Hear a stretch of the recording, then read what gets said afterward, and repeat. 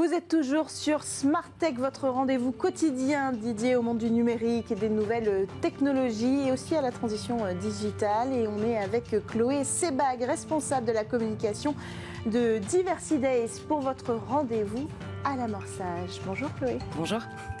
Alors, plusieurs sujets aujourd'hui. D'abord, on découvre l'histoire de Volunteers for Sport et de ses deux cofondateurs. Oui, alors Volunteers for Sport, c'est une start-up qui a été créée par Marjorie Daniel et Thibaut Gauthier, deux passionnés de sport, deux passionnés aussi d'événementiel. Ils avaient envie de s'investir sur un projet solidaire. Ils se sont rencontrés, ça tombe bien, et ils ont décidé de mettre leur expertise au profit des autres. Alors, de quoi il s'agit en fait concrètement? Qu'est-ce qu'ils font? Alors, Volunteers for Sport, c'est une application qui promeut le bénévolat sportif. Okay. En fait, ils ont créé une application notamment qui s'appelle Bénévole Connect et qui permet aux organisateurs d'événements sportifs de finalement pouvoir trouver facilement des bénévoles, de pouvoir gérer avec eux en amont de l'événement, pendant l'événement et après l'événement. Et puis, ça permet aussi aux bénévoles de pouvoir s'investir facilement et de pouvoir monter en compétences et de pouvoir valoriser tout ça, donc beaucoup de choses. Hyper utile, donc finalement. Alors, est-ce que vous pouvez nous raconter un petit peu le parcours de ces deux cofondateurs? Alors, ils se sont rencontrés il y a quelques années et puis aujourd'hui, ils ont finalement développé cette activité-là. Aujourd'hui, ça a pas mal évolué. En fait, ils sont assez visibles. Ils sont chez Willa, ils sont au sein du réseau Entreprendre. Ils sont aussi... Aujourd'hui, il y a Marjorie Daniel, donc la cofondatrice, qui a été sélectionnée dans le cadre du prix Business with Attitude de Madame Figaro. Donc voilà, ils sont de plus en plus visibles et Volunteers for Sport continue de grandir. C'est quoi l'ambition? L'ambition, c'est de devenir numéro 1 sur leur segment. Donc sur le bénévolat sportif. En fait, ce qui va se passer là, c'est qu'il y a quand même pas mal de belles choses qui vont se produire. Il y a l'horizon des JOP, donc des Jeux Olympiques et Paralympiques de Paris 2024 qui vont pas tarder à arriver. Donc voilà, il y a plein de belles choses. Beaucoup de choses à organiser en parallèle de ces Jeux. Leur besoin, c'est quoi aujourd'hui pour prendre de l'ampleur? Alors leur besoin aujourd'hui, c'est un besoin premièrement de visibilité principalement.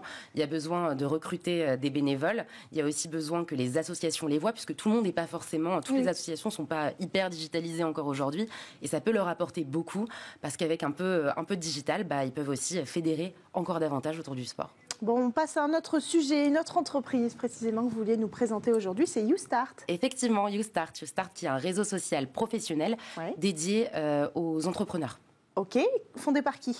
Alors, ça a été fondé par Henrifa Hassanim-Zé, qui, en fait, m'a dit quelque chose de très intéressant hier, de très fort, c'est qu'elle a connu l'échec entrepreneurial de l'intérieur et que ça, c'était une chance. Incroyable de dire ça. En fait, elle a vu l'échec entrepreneurial de son père, qui est quelqu'un qui avait une super maîtrise de ses sujets, qui voulait vraiment donner aux autres beaucoup, et finalement qui a été assez mal entouré. Il n'avait pas le réseau, il n'avait pas la communication, il n'avait pas la stratégie, et donc elle s'est dit qu'il fallait qu'elle agisse. Et elle a commencé à agir dès le moment de ses études. Elle a créé une page sur Facebook où elle a visibilisé des entrepreneurs, première étape. Génial. Ensuite, elle s'est dit, ok, les entrepreneurs, ils n'ont pas besoin que de visibilité, ils ont besoin aussi de sortir de leur solitude.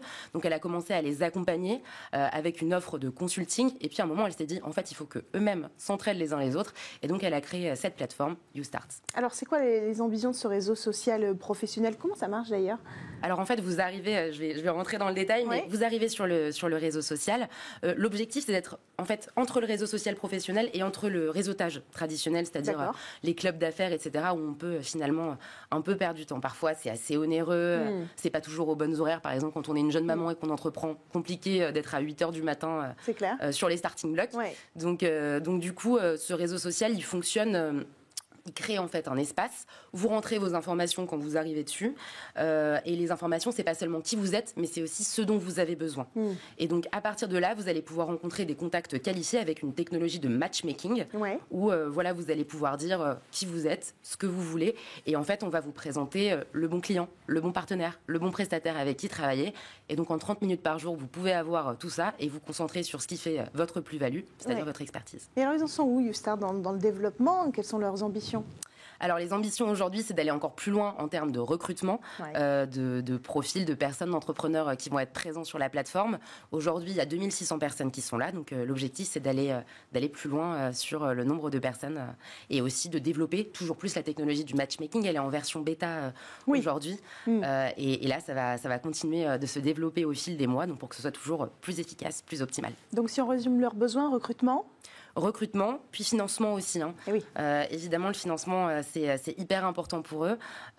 Pour l'instant, c'est quelque chose qui a été développé en fonds propres. Henri Fa travaille principalement avec son mari, qui s'est formé au développement, etc. Et donc, aujourd'hui, pour aller plus loin, il y a vraiment un besoin financier. Bon, alors en parlant de financement, ces 2 startups, vous nous en avez parlé, elles sont en pleine levée de fonds. Oui, alors il y a 2 startups, dont Anthony Babkin, donc le fondateur de Diversity Days, vous avez parlé la dernière fois. Il s'agit de Kunto. Kunto, qui est une application qui propose de l'aide nutritionnelle et en même temps des exercices sportifs pour les personnes en situation de handicap. Aujourd'hui, ils ont besoin de fonds pour développer leur application. Ils ont un objectif qui est à 6 500 €. C'est sur Ulule, donc on peut d'ores et déjà investir. Il y avait aussi une autre plateforme qui s'appelle Fresh Africa, qui propose des produits tropicaux cultivés en Afrique subsaharienne, juste avec des tarifs justes, avec des pratiques justes, et donc avec aussi une traçabilité garantie en blockchain. Donc du coup, voilà, ces deux startups, elles sont en train de lever et elles ont besoin de fonds. Elles ont atteint très vite déjà un grand cap dans leurs objectifs. Donc voilà, il reste quelques jours pour pouvoir contribuer. Si vous boursicotez, c'est le moment de vous lancer. Bon, on va suivre avec attention le parcours de toutes ces entreprises que vous venez nous présenter sur ce plateau. Chloé Sebag, je rappelle que vous êtes responsable de la communication chez Diversity Days. Merci beaucoup d'être venu sur le plateau de Smart Tech. Encore une fois, merci à tous de nous avoir suivis pour cette émission. On se retrouve évidemment demain sur Bismart. 2 grands rendez-vous vous attendent. Vous aurez le plaisir de redécouvrir un entretien, la grande interview d'Aurélie Jean menée par Delphine Sabatier. Et puis ensuite, on se retrouve ensemble pour votre grand rendez-vous Espace, un grand rendez-vous qui sera éthique et écologique. Sur le secteur spatial, on va se poser toutes les questions que vous posez d'un point de vue éthique sur l'intérêt de développer le secteur spatial, sur l'impact carbone, l'impact écologique que peut avoir toutes ces technologies sur notre Terre et sur l'orbite terrestre. En attendant, on s'envole et on se retrouve demain sur Bismart.